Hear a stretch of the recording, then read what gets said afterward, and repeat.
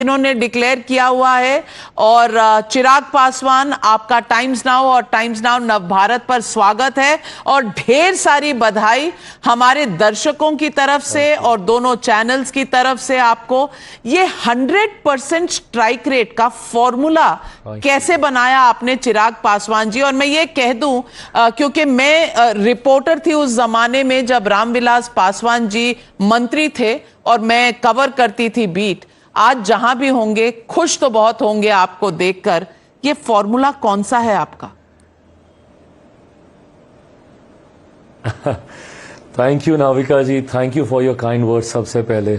और मुझे लगता है मैं शायद इस बात को कह सकता हूं कि जो मैं फील कर रहा हूं शायद आप भी फील कर सकते हैं पापा को लेकर, क्योंकि आपने भी उनके साथ करीबी रूप में आपने काम किया, आपने उनको जाना पहचाना। तो आपने जब ये कहा कि वो जहां भी होंगे खुश बहुत होंगे, मैं मानता हूं he must be very proud and very happy. ये एक बड़ी जिम्मेदारी थी। पापा को हमेशा माना जाता था इस बात के लिए कि उनका जहां भी रहे उन्होंने गठबंधन में हमेशा बेहतरीन परफॉर्म किया। 2014 में 7 सीटें पापा लड़ रहे थे, 7 में से 6 सीटें जीते। 2019 में उनका भी स्ट्राइक रेट 100% रहा, 6 की 6 सीटें वो जीते। तो ऐसे में एक बड़ी जिम्मेदारी थी मेरे ऊपर भी, और काफ़ी लोग थे जो नज़र गड़ा कर इस बात को देख रहे थे कि मैं कितनी जीतता हूँ, क्या उन्हीं के नक्शे कदमों पर चल पाता हूँ कि नहीं। पर मैं मानता हूँ कि उन्हीं का दिया हुआ आशीर्वाद है, उन्हीं का अंश, उन्हीं के संस्कार है मुझ में, तो उन्हीं की कार्यशैली को लेकर आगे बढ़ रहा था। तो जिस मंत्र का आप जिक्र कर रही हैं कि ऐसा क्या था जिसकी वजह से 5 से 5 जीता, मुझे लगता है पापा के संस्कार थे जिसकी वजह से परिणाम 100% स्ट्राइक रेट के तौर पर सामने आया। चिराग पासवान जी, आप अपने आप को मोदी के हनुमान कह रहे थे और हर रैली में आप इसी तरह अपने आप को दिखाते थे और आपके और मोदी जी के बीच में खास केमिस्ट्री नजर आती थी। कभी वो आपको गले लगाते, कभी आपको आशीर्वाद देते। आज ये जो 5 सीटें आपने मोदी जी की झोली में डाली हैं, क्योंकि बीजेपी का रिजल्ट उस तरह का नहीं रहा जिस तरह का शायद लोगों को उम्मीद थी, एग्जिट पोल्स को उम्मीद थी और बीजेपी को खुद जिसकी उम्मीद थी। अब आपकी भूमिका क्या रहेगी?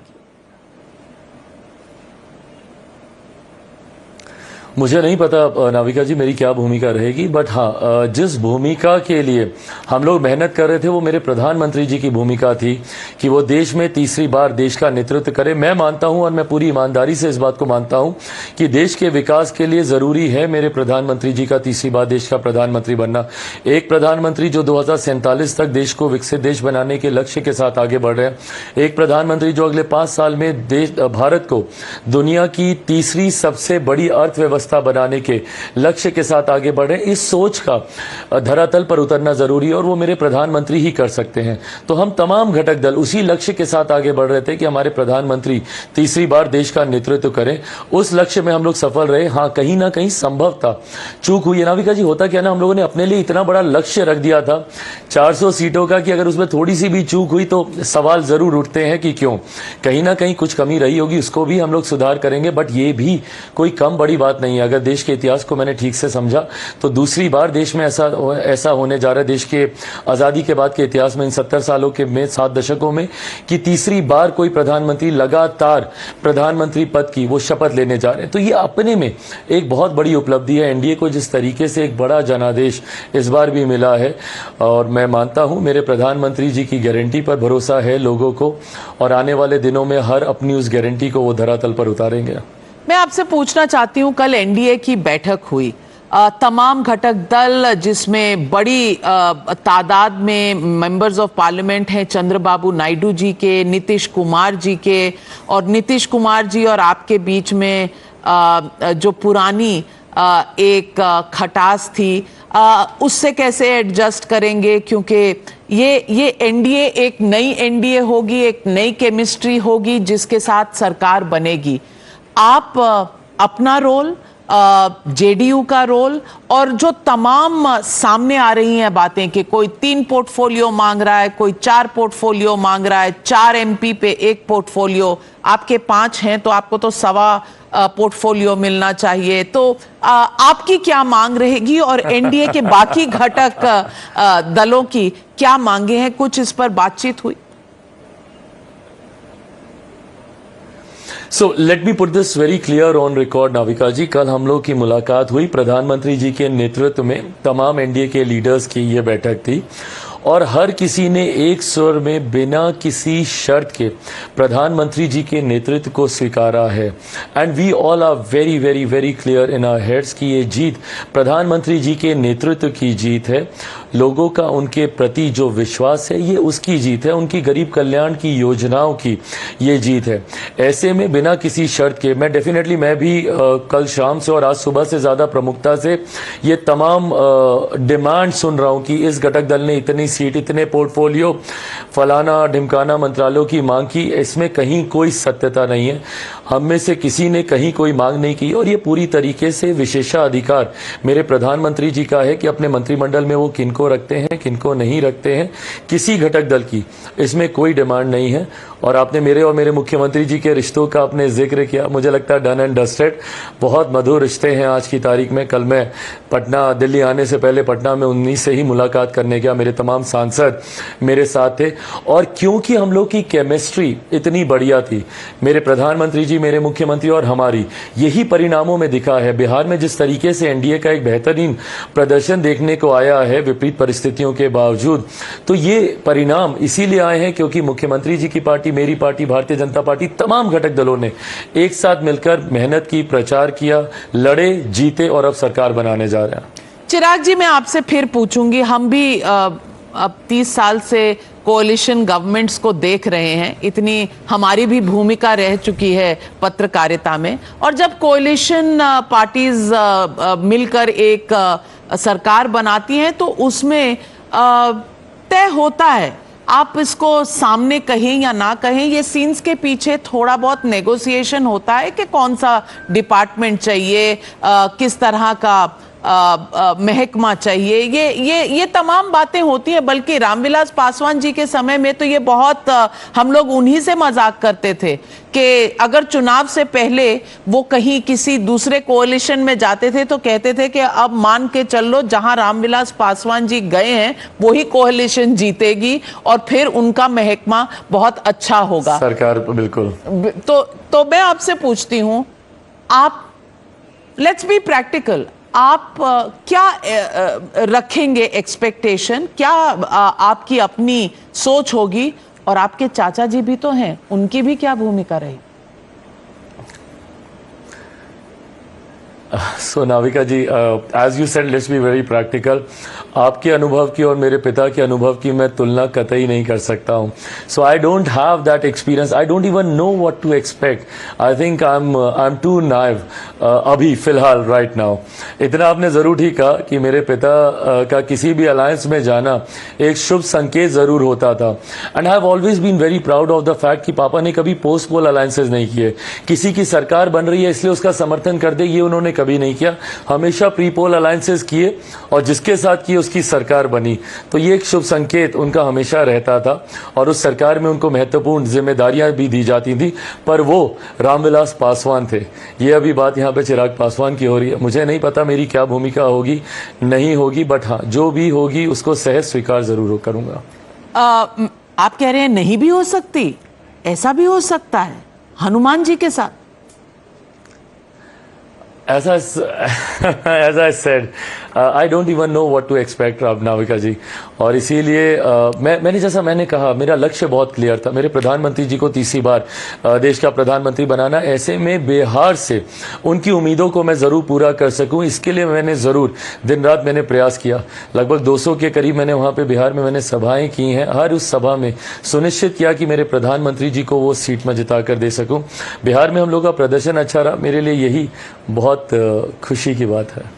एक इस तरह की बात भी निकल कर आ रही है कि जेडीयू चाहता है कि अग्निवीर स्कीम की समीक्षा दोबारा से हो और कुछ इसको लेकर वोटर्स में नाराजगी है। आपको इलेक्शन के दौरान ऐसा महसूस हुआ और आपको लगता है यह अग्निवीर स्कीम की दोबारा समीक्षा होनी चाहिए? देखिए, मैं पहले before I answer your question, मैं एक बात को मैं बहुत क्लियर कर दूं, जमीन पर और ये मतलब बहुत बड़ी बात है नाविका जी, 10 साल से मैं भी चुनावी रण क्षेत्र में हूँ, 2 बार का सांसद रह चुका हूँ, तीसरी बार मुझे इस बार भारत की संसद में जाने का मौका मिलेगा। पहली बार मैंने ये अनुभव किया कि किसी एक नेता, किसी एक गठबंधन, किसी एक सरकार के प्रति जीरो एंटी इनकम्बेंसी, मेरे प्रधानमंत्री जी के प्रति एंटी इनकम्बेंसी का तो भी नहीं था, बल्कि जो उत्साह था वो सिर्फ और सिर्फ उन्हीं के नाम पर था, किसी विपक्ष के नेता के नाम पर नहीं था। बट हाँ, उसके बावजूद हम लोग अपने लक्ष्य से थोड़ा सा चूके हैं, तो इसका मतलब कहीं ना कहीं तो कमियां रही हैं, कुछ ना कुछ कहीं ना कहीं हम लोग चूके हैं। क्या वो कारण रहे, उसकी समीक्षा होनी जरूरी है, ताकि 2029 में हम लोग पुनः अपने लक्ष्य को पूरा करते हुए हम लोग सरकार बनाएं। ऐसे में क्या क्या कारण रहे, हर एक दल को अपना अपना जो अनुभव होगा, मुझे लगता है सरकार की गहमा गहमी एक बार समाप्त हो, एक बार शपथ ले ले सरकार, तैयार हो जाए, फिर एनडीए के तमाम साथी बैठेंगे और जो भी डैमेज है उसको रिपेयर कर 2029 के लिए हम लोग तैयारी करेंगे। चिराग पासवान जी, कुछ लोग ये भी कह रहे हैं कि शायद आपकी माता जी जो उन तस्वीरों में दिख रही हैं जब आप जीते, उन्हें भी हम याद करते हैं, रामविलास पासवान जी के साथ मिलते थे और वो बहुत खुश हैं। आप चाहेंगे कि वो भी संसद में आए, राज्यसभा में आए? कुछ ऐसी अटकलें सुनने को मिल रही हैं, इस पर आप क्या कहेंगे? आपने मेरी चाहत जाननी चाहिए, मैं बिल्कुल चाहता हूं, बट अगर आप उनकी चाहत सुनेंगी तो वो कतई नहीं आना चाहती हैं। She is absolutely clear, she stood like a pillar of strength for my father and she is playing the same role for me. मेरी सबसे बड़ी ताकत, मेरी ढाल बनकर वो इस कठिन समय में मेरे साथ खड़ी रहीं। वो दिन भी याद है जब पार्टी परिवार टूटा और सिर्फ मैं और मेरी माँ थे, और आज का भी दिन है जब मॉम उतने ही प्राइड के साथ, she is so proud of the performance that me and my party did, but वो अपनी भूमिका को वहीं तक सीमित रखना चाहती हैं। पर्दे के पीछे रहकर मेरी पार्टी के निर्णयों में उनकी एक अहम भूमिका रहती है, हम लोग की कार्यशैली में उनकी एक अहम भूमिका रहती है, बट किसी सदन का वो सदस्य बने उसके लिए उन्होंने हमेशा डिनाई किया है। इससे पहले भी ये प्रस्ताव हम लोग के पास था कि अगर वो राज्यसभा जाएं, बट उन्होंने बहुत विनम्रता से उसको अस्वीकार किया। वो सक्रिय राजनीति से अपने आप को दूर रखती हैं। मैं आपसे पूछूंगी कि आपकी तरह एक युवा नेता हैं बिहार में तेजस्वी यादव जी, जो रुक कर ये बार बार कह रहे हैं कि देखते जाइए आगे क्या होता है, कुछ बहुत बड़ा होने वाला है। आपको लगता है कहीं कोई उम्मीद है कि विपक्षी पार्टीज जो इंडिया अलायंस की हैं वो दावा कर सकती हैं, एक सरकार बनाने की कोशिश कर सकती हैं? नहीं तो फिर तेजस्वी यादव जी के इस वाक्य का अर्थ क्या आप समझते हैं? सो नाविका जी, एक कहावत नहीं, बट कहते हैं ऐसा, झांसे में फांस के रखना। आई होप यू अंडरस्टैंड कि इसको क्या कहने का मतलब होता है। आप ना फंसा के रखते हैं अपने लोगों को ताकि वो आपसे छितरे नहीं, आपसे बिखरे नहीं। चुनाव प्रचार के दौरान ही ये बात स्पष्ट हो गई थी कि राजद का एक खराब प्रदर्शन होने जा रहा है, महागठबंधन का बिहार में खराब प्रदर्शन होने जा रहा है। जिस तरीके से ये लोग भूमिका बांध रहे थे कि भाई अब हम लोग एनडीए खाता तक नहीं खोल पाएगा और ये लोग सारी की सारी सीटें प्रचंड बहुमत के साथ ये लोग जीतेंगे, ये बड़े बड़े दावे किए जा रहे थे। उस वक्त भी वो दावे इसीलिए किए जा रहे थे, क्यों? ताकि वो अपने लोगों को फांस के रखें, इनकी हार को देखते हुए इनके लोग इनसे भागे नहीं। आज पुनः, और ये 5 साल तक ये ऐसे ही बोलते रहेंगे, क्योंकि इनको डर है इस बात का कि जिस तरीके से एनडीए हर बार बहुमत के साथ सरकार बनाता जा रहा है, तो कहीं इनके लोग इनका साथ ना छोड़ दें। ये वही हैं जिन्होंने मेरे बारे में भविष्यवाणी की थी। I don't know whether you have seen that video और नॉट, बट रील्स में आजकल खूब वायरल हो रहा है, जहां पे तेजस्वी मुझे हार की मुबारकबाद दे रहे हैं। हकीकत यह है कि राजनीति में अभी भी नादान है ये। उप मुख्यमंत्री बनने के बाद बिहार और बिहारियों की सोच को ये समझ नहीं पाए हैं और गाहे बगाहे इस तरीके के बच्चों वाले बयान देते रहते हैं। मैं आपसे ये पूछूंगी कि प्री पोल अलायंस जो थी, या प्री पोल जो बीजेपी के मैनिफेस्टो में चीजें थी, यूसीसी हो, वन नेशन वन इलेक्शन हो, इन तमाम मुद्दों पर आप कहां खड़े होंगे? देखिए, जब ये टेबल पे आएंगे तो डेफिनेटली हर दल, हर पार्टी अपना मत इसके ऊपर रखेगी, बट हाँ, जब आप किसी गठबंधन में होते हैं तो वो गठबंधन वैचारिक तौर पर होता है।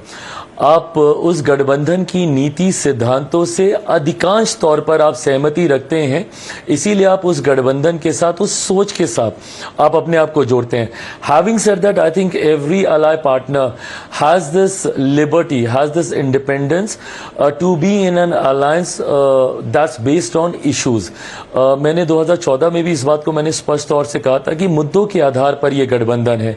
अगर कभी कहीं पे हम लोगों के इश्यूज के साथ हम लोगों को कॉम्प्रोमाइज करना होगा तो हम लोग अपनी बातों को प्रमुखता से रखेंगे, और गाहे बगाहे हम लोगों ने किया भी है. उसका एक उदाहरण, पीछे जब अनुसूचित जाति जनजाति एट्रोसिटी एक्ट के डाइल्यूशन का एक मामला आया था, तो उस वक्त भी खुलकर मैंने, मेरे पिता आदरणीय रामविलास पासवान जी ने, खुलकर हम लोगों ने अपनी बातों को रखा था. और मुझे लगता है कि ये गठबंधन हम लोग को वो स्वतंत्रता देता है.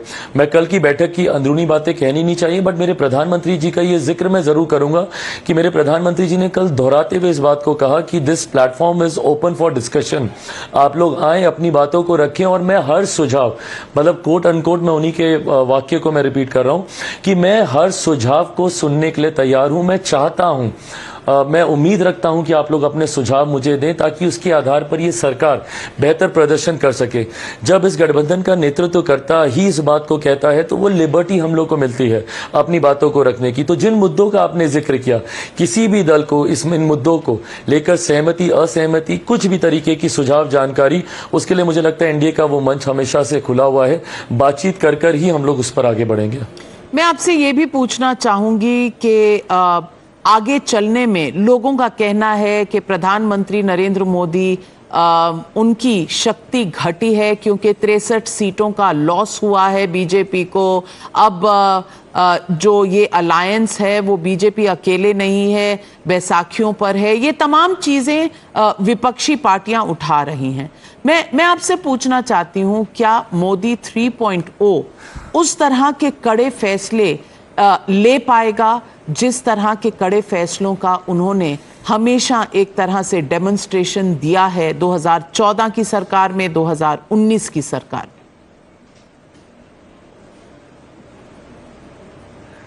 वो कहते हैं ना, दिल को खुश करने के लिए गालिब ये ख्याल अच्छा है. इस तरीके की बातें जब कोई कहता है तो वो अपने आप को तसल्ली देता है. ये वो लोग हैं जो मेरे प्रधानमंत्री जी को कमज़ोर देखना चाहते हैं. ये वो सोच है जो मेरे प्रधानमंत्री जी को कड़े फैसले लेते हुए देख घबराते हैं. पिछले 10 सालों में जिस मजबूती से मेरे प्रधानमंत्री जी ने फैसले लिए हैं, उससे ज़्यादा मजबूती से मेरे प्रधानमंत्री अगले 5 सालों में फैसले लेंगे, क्योंकि पूरा एनडीए चट्टान की तरह उनके साथ खड़ा है, और उनके हर फैसले में एनडीए के हर एक घटक दल का समर्थन मौजूद है. तो ऐसे में जब लोग ऐसी बातें करते हैं, वो कहीं ना कहीं अपनी ख्वाहिशों को जाहिर करते हैं. वो ऐसा चाहते हैं, इसीलिए ऐसा बोलते हैं, पर हकीकत इसके बिल्कुल विपरीत है. मेरे प्रधानमंत्री जी की बॉडी लैंग्वेज देख लीजिए, उनकी बातें देख लीजिए, हर बातों में आपको वो कॉन्फिडेंस दिखेगा जो पिछले 10 सालों में ही नहीं बल्कि पिछले 25 सालों में हम लोग को देखने को मिला, जब से वो गुजरात के मुख्यमंत्री बने. और उसी तेवर के साथ, उसी मजबूती के साथ अगले 5 साल भी मेरे प्रधानमंत्री दिखेंगे, ये विश्वास मैं आपको दिलाता हूं. चिराग पासवान जी, आपके चाचा जान जो हैं वो सीटें तो नहीं है, लेकिन हर स्टेज पर वो साथ में दिखे जब चुनावी रैलीज हो रही थी. उनकी कोई भूमिका होगी या आपका सरकार में या अलायंस में या आपके बीच में जो मनमुटाव है वो रिजॉल्व होने का, परिवार एक हो जाएगा? ये सवाल लोगों के मन में तो है. नाविका जी, परिवार का विषय, उसमें मैं बाद में आऊंगा क्योंकि वो पारिवारिक विषय है. I am nobody to take any call on this. मैं एक बिहारी परिवार से आता हूं, और हम लोग के यहाँ बिहार के बड़े परिवार के बड़े ही परिवार से जुड़े विषयों पर फैसले लेते हैं. ऐसे में मैं दूसरी पीढ़ी का हूँ, मैं बहुत छोटा हूँ। परिवार के बड़ों को ही ये फैसला लेना है कि परिवार एक होगा नहीं होगा। मेरी फूआ हैं, फूफा जी हैं, मेरी माँ है, सब लोग हैं, इन सबको, मेरी बहनें हैं बड़ी, उन लोगों को सबको मिलकर ये फैसला लेना। बट हाँ, जहाँ तक राजनीतिक परिप्रेक्ष्य का आपने जिक्र किया, जिस व्यक्ति ने एनडीए गठबंधन को कमज़ोर करने का प्रयास किया हो, उनके साथ एनडीए का कोई रिश्ता नहीं हो सकता है। जिनकी भूमिका एनडीए के प्रत्याशियों को हराने को लेकर रही हो, एनडीए में ऐसे दलों का कहीं कोई स्थान नहीं है। ऐसे नेता, ऐसे दल कहीं भी एनडीए, और इसीलिए कल एनडीए लीडर्स की जब बैठक थी तो उसमें आपको वो दिखे नहीं ना।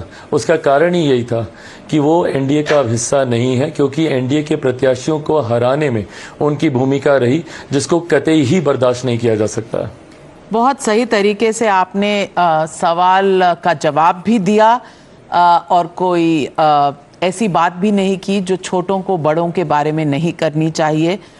Must compliment you on that Chirag Paswan ji. और बस जाते जाते एक चीज कहूंगी, बिहार में शायद असेंबली के चुनाव भी आने वाले हैं, कब होते हैं इस पर सबकी नजर रहेगी। लेकिन आपकी पार्टी ने, शंभवी चौधरी 25 साल की लड़की, आप खुद युवा नेता तेजस्वी, बिहार में पॉलिटिक्स में एक नई खुशबू आ रही है, आ सकती है। क्या बिहार एक नई दिशा दिखा सकता है इस देश को? मुझे लगता है this is the law of the nature. I think universe के सिद्धांतों में से एक है, नेचुरल शिफ्ट होता है, एक जनरेशनल शिफ्ट होता है। एक पीढ़ी आती है, एक पीढ़ी जाती है। 70 का वो दशक था जब एक नई पीढ़ी को बिहार ने देखा था, जिसमें मेरे पिता आदरणीय रामविलास पासवान जी थे, आदरणीय लालू जी थे, आदरणीय नीतीश कुमार जी थे, सुशील मोदी जी थे। वो एक नई पीढ़ी युवा नेताओं की उस वक्त आई थी। मुझे लगता है जनरेशनल शिफ्ट के दौर से बिहार इस वक्त गुजर रहा है। नई पीढ़ी आ रही है। जिन तमाम नेताओं का आपने नाम लिया, तेजस्वी हैं, मैं हूँ, मेरी पार्टी के युवा नेता, और नाविका जी, मतलब मैं इंक्लूड करूंगा आपके इस सवाल में ही इसी बात को। बिहार में कुछ पार्टियां ऐसी हैं जो जातीयता और सांप्रदायिकता के आधार पर अपने समीकरण को बनाकर फ्लॉन्ट करती हैं और एमवाई की बात करती हैं। बट मेरा भी एक एमवाई समीकरण रहा है, क्योंकि आपके सवाल में युवाओं का जिक्र था, इसलिए मैं अपना समीकरण भी चाहूंगा कि उसका भी इसमें जिक्र हो। मेरा अपना भी एक एमवाई समीकरण था जिसमें महिलाएं और युवा थी। मैं सीमित सीटों पर चुनाव लड़ा था, पर 5 में से 4 युवाओं को मैंने मौका दिया। इन 5 में से 2 महिलाओं को मैंने मौका दिया, जहां पे अनुभव के तौर पर वीना जी भी हैं और यंगेस्ट एमपी के तौर पर शांभवी चौधरी भी हैं। और ये ऐसे युवा चेहरे हैं, वेल स्पोकन, आर्टिकुलेट, पढ़े लिखे, जो कल को जब भारत की संसद में खड़े होकर बिहार से जुड़े विषयों को रखेंगे तो बिहार की वो नई छवि देश के सामने आएगी। नए बिहार की वो छवि देश के सामने आएगी। अभी तक जिस प्रदेश को अपराध भ्रष्टाचार के लिए जाना जाता था, ऐसे युवा तेज तरार चेहरे, अरुण भारती जी हो, राजेश वर्मा हो, शांभवी हो, अब मुझे पता नहीं आप युवा में गिनेंगे नहीं गिनेंगे, बट जिसमें भी डालें उसमें चिराग पासवान भी है, वीना जी भी हैं। ये वो चेहरे हैं जो जब बिहार को रिप्रेजेंट करेंगे तो मुझे लगता है देश की जनता को एक नए बिहार की छवि देखने को मिलेगी। सो यस, युवा चेहरों का जमाना है। बिहार में भी अक्रॉस द पार्टी लाइन युवा चेहरे आ रहे हैं, एंड आई थिंक बिहार सबको इक्वल मौका देगी। अब कौन आगे निकलता है समय बताएगा। बहुत धन्यवाद, आपने बहुत अच्छी बात कही, और युवा नेता भी सामने आए और देश में युवाओं को भी आगे बढ़ाएं। लेकिन मैं बस उम्मीद करती हूं कि आपका बंद गले का सूट तैयार होगा, क्योंकि स्वेरिंग इन सेरेमनी है संडे को 9 तारीख को, और आप मंत्री पद का शपथ लेंगे। हमारी नजरें टिकी रहेंगी। अभी तो आप बता नहीं रहे हैं, शायद ऑफ कैमरा आप बताएंगे कौन सा महकमा, कौन सा विभाग और कहां चिराग पासवान शपथ लेंगे मंत्री के बतौर। थैंक यू वेरी मच चिराग पासवान जी, हमसे बात करने के लिए, और बहुत बहुत बधाई for 100% strike rate in Bihar, and all the best for a bright future. Thank you, ladies and gentlemen. We'll take a short break. That was Chirag Paswan of the LJP, who is part of the NDA. What happens inside NDA as far as the portfolios are concerned? All of that coming up on the news on the other side of a very short break.